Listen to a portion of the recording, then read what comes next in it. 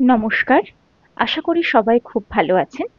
আজকে চলে এসেছি রুই মাছের কালিয়ার রেসিপি নিয়ে। এটার জন্য সবার প্রথমে রুই মাছগুলোকে ভালো করে ধুয়ে নুন আর হলুদ খুব ভালো করে মাছগুলোতে মাখিয়ে নিতে হবে। মাছগুলোতে নুন আর হলুদ মাখিয়ে নিয়ে একটা পাত্রে সর্ষের তেল গরম করে মাছগুলোকে এক এক করে ভালো করে এপিঠ ওপিঠ ভেজে নিতে হবে। বেশি কড়া করে ভাজার দরকার নেই, ভালো করে ভাজলেই হবে। এক এক করে মাছগুলো ভেজে নেব। রুই মাছের ঝাল বা ঝোল অনেক সময় বাচ্চারা খেতে পছন্দ করেন না, তাই যদি আপনারা বাড়িতে এই রেসিপিটা করে দেন তাহলে বাচ্চারা খুব ভালোবেসে খাবে।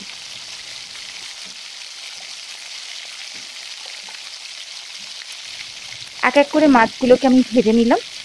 এবার আমি বাকি উপকরণগুলো রেডি করে নেব। এই রান্নাটা করতে আমার লাগবে পেঁয়াজ, আদা। আমি পেঁয়াজগুলোকে গ্রেট করে নেব। এই রান্নাতে পেঁয়াজগুলোকে গ্রেট করে দেবেন, তাহলে টেস্ট ভালো হবে। আর নেব গ্রেট করে রাখা আদা। এখানে আমার টমেটোও লাগবে। টমেটোগুলোকে আমি ভালো করে কুচিয়ে নেব। এবার আমি কালিয়ার গ্রেভিটা তৈরি করব। সমস্ত পরিমাণ ডেসক্রিপশন বক্সে দিয়ে দেবো, আপনারা ওখানে চেক করে নেবেন। মাছ ভাজার যে তেলটা কড়াইতে রয়ে গেছে তার মধ্যে আমি দিয়ে দেব গোটা গরম মশলা আর ৫ ফোড়ন, আর দিয়ে দেব তেজপাতা, সাথে দিয়ে দেব কিছুটা কিশমিশ। সমস্তটাকে নেড়ে চেড়ে ভালো করে ভেজে নেব। চাইলে কিশমিশটাকে আপনারা আগে থেকেও ভেজে রাখতে পারেন। এবার দিয়ে দেব গ্রেট করে রাখা পেঁয়াজটা। পেঁয়াজটা দিয়ে খুব ভালো করে ভেজে নিতে হবে, পেঁয়াজটা গোল্ডেন হওয়া অবধি। পেঁয়াজটা যখন গোল্ডেন হয়ে এসছে ওই সময় আমি দিয়ে দেব কুচনো টমেটো। টমেটোটাকেও নেড়ে চেড়ে খুব ভালোভাবে মিশিয়ে নেব। দেখতে হবে মশলা যেন লেগে না যায়। এবার দিয়ে দেব গুঁড়ো মশলা, লাল লঙ্কার গুঁড়ো, হলুদ গুঁড়ো। আবারও সমস্তটাকে নেড়ে চেড়ে ভালো করে কষিয়ে নিতে হবে। যদি দেখছেন যে মশলা লেগে যাচ্ছে তাহলে ছিটা ছিটা করে জল দেবেন। আবার দিয়ে দিলাম গ্রেট করে রাখা আদা আর জিরে গুঁড়ো। সমস্তটাকে আবারও খুব ভালোভাবে নেড়ে চেড়ে মশলাটা কষিয়ে দিতে হবে।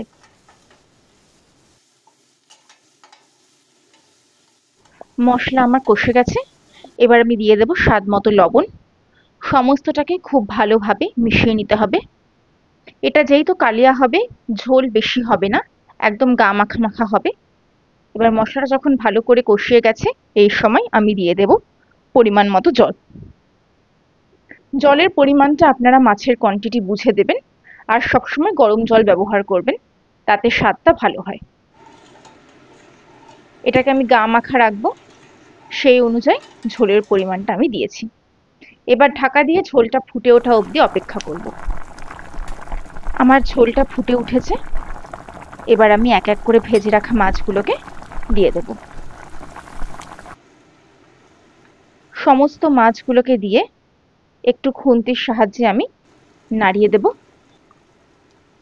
আমার মাছের কালিয়া প্রায় রেডি। আমি আর কয়েক মিনিট মাছগুলো দিয়ে একটু ঢাকা দিয়ে ফুটিয়ে নেব 10 মিনিট মতো, যাতে ভালো করে মাছের মধ্যে গ্রেভিটা ঢুকে যায়। আমার মাছের কালিয়া রেডি।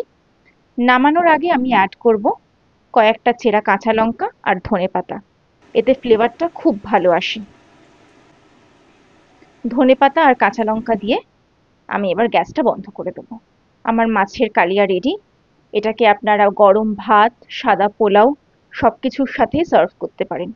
এই রুই মাছের রেসিপিটা বাড়িতে অবশ্যই ট্রাই করবেন আর আমাকে কমেন্টসে জানাবেন কেমন লাগলো। যদি ভালো লেগে থাকে তাহলে ভিডিওটা অবশ্যই লাইক করবেন, শেয়ার করবেন আর চ্যানেলটা সাবস্ক্রাইব করবেন। সবাই খুব ভালো থাকবেন, সুস্থ থাকবেন।